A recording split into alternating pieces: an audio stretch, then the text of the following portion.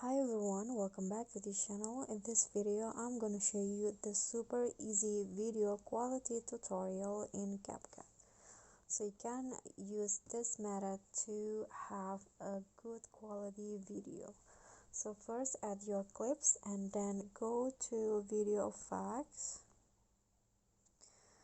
then find distortion and select the Ripple Distortion. Okay, adjust the effect like this. So for the sharpen, set it into 65, then the rest of it set it to around 0.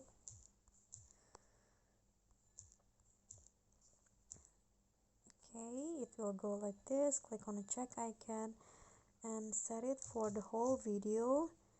Then if you want, you can also go to adjust, click on sharpen and increase the sharpen of your video again. Okay, so that's a simple tutorial from me. I hope this will be helpful. If you got any question, feel free to drop them in a comment. And if the video is helpful, remember to click thanks, like and subscribe for more content. I'll catch you all in the following videos. Thank you.